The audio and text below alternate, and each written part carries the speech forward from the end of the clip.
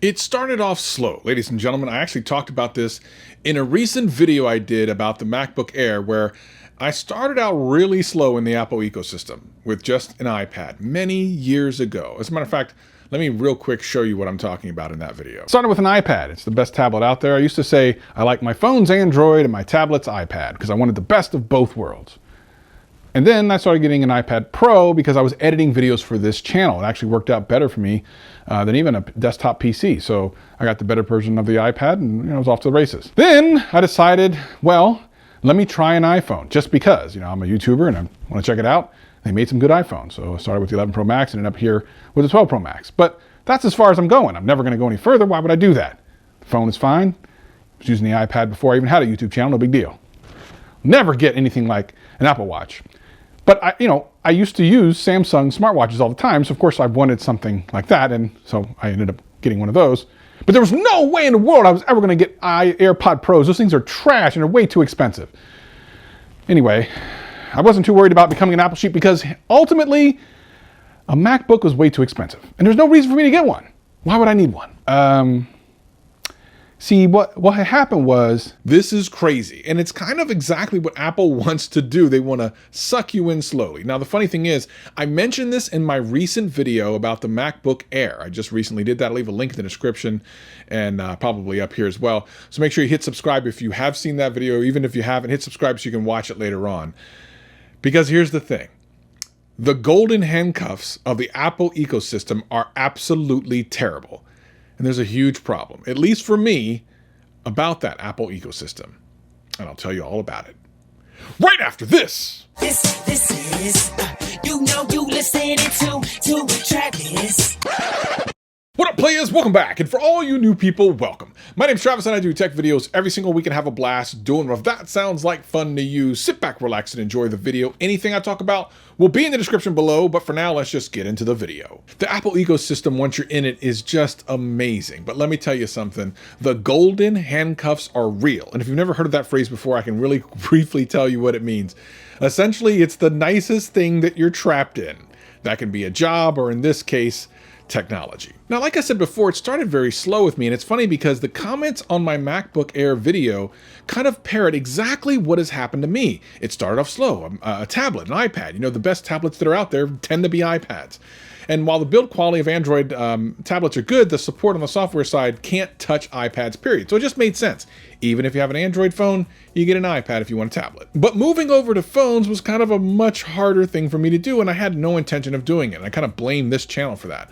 I probably would have never tried an iPhone if it wasn't for this channel. But once I did, and I started to see the integration between that and my iPad, I started to get hooked. Now, this doesn't even mention that I have an Apple TV 4K, which in my mind is one of the best streaming pieces of hardware, period. Now, I know some of you say that the NVIDIA Shield and all that other stuff is good, but let's be for real.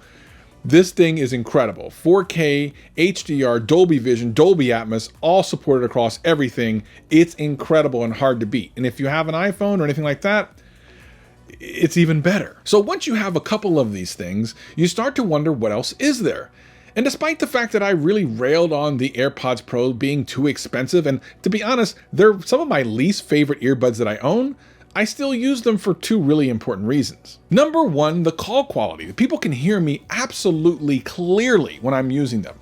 And it's not just a small thing. If you use regular Bluetooth headphones or even Bluetooth earbuds, and you ask the person on the other line and then use AirPods, it's a lot of times is night and day. And secondarily, the noise canceling on these are pretty good as well. But really, it's about the ease of switching between my iPhone, my iPad. All I have to do is just turn off my iPhone, bring up my iPad, and it automatically connects like magic. It's absolutely crazy. And while other devices on the Android side of things will start to do that, the reality is it's already on the iOS side of things. And when you try it, you kind of like it. You kind of like it a lot. And then some strange things start to happen. Even before I got my MacBook Air, I started to almost be okay with paying Apple prices.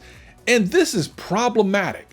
Any of you who watch my channel know I'm all about giving you value and telling you what type of tech you can get without spending a whole bunch of money. If you like that, hit subscribe for that. Or even hit the like button if you're in here for value. But let me tell you something, when you pay for it on the Apple side of things, you actually kind of feel like it's worth it. And the funny thing is, the AirPods Max, those $550 headphones that I still have no intention of buying, are dangerously close to being in my cart. It's It's really weird. Here's the thing.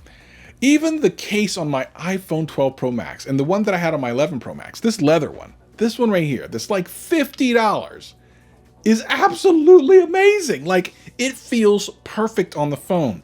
And that's one of the things Apple is really good about, making everything feel like excellent. So that even when you overpay, which, let's be honest, we're overpaying, you still feel okay about it at the end. It's a little bit like death by 1,000 paper cuts. You know, one little thing here, you buy one little device over here, you buy another little device, and before you know it, you're in the ecosystem.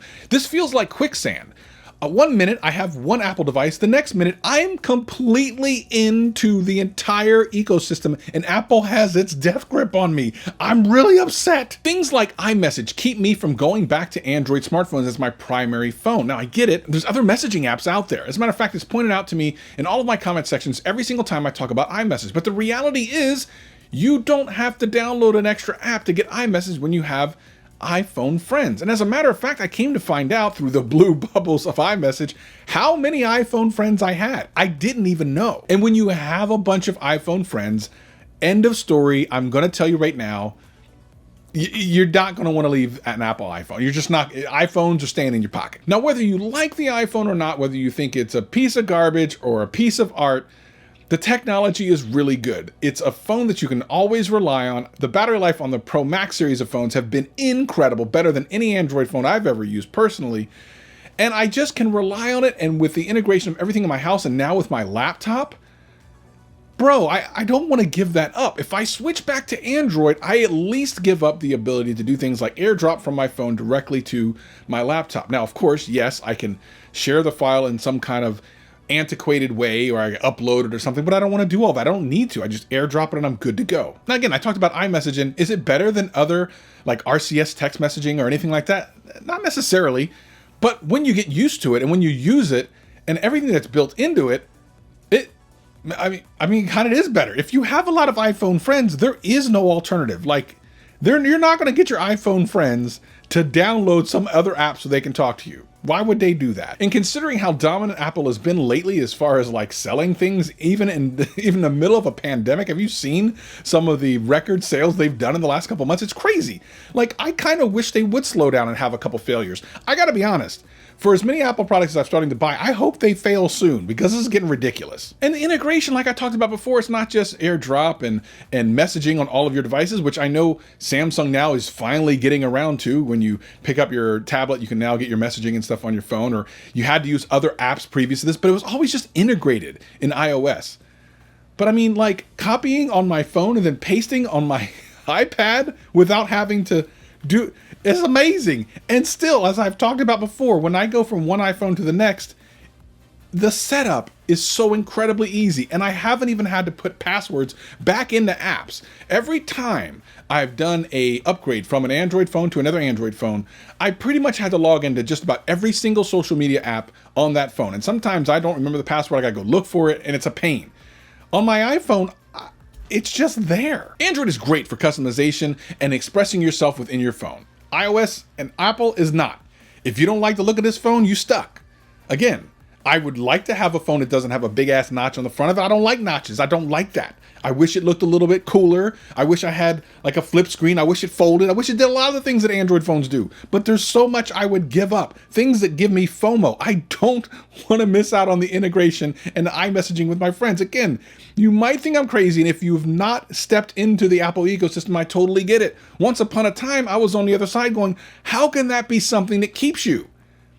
Until you try it. The other thing is, if something goes wrong, I just go to an Apple store. I mean, of course, with things being closed, not at this moment, but literally I can go to an Apple store and either buy something or get something repaired or get a genius to look at it. If I get a Samsung phone, there is no Samsung store around here. I got to deal with someone online and hope for the best. Hope that when I pick up the phone and talk to that person that not reading off a script, I can go into an Apple store, talk to a person face to face, well, someday, and get my problem solved. That in and of itself, in my opinion, is worth the extra money. And what's keeping me in the ecosystem, I am stuck in quicksand, people. Help me. Send help, Samsung. Then you have apps like Clubhouse, which is the new hotness. If you don't know what Clubhouse is, it's because you don't have an iPhone. because it's iOS only. And LumaFusion, which I've edited my videos on this channel for almost 2 years, again, iOS only.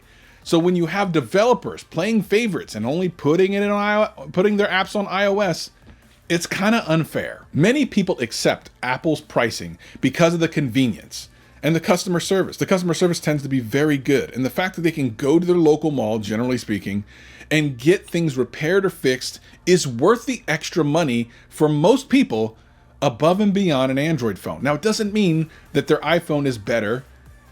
And in some ways, things like the Galaxy Z Fold 2, which I had and reviewed last year, is much more fun. Definitely much more fun than this big slab of poop.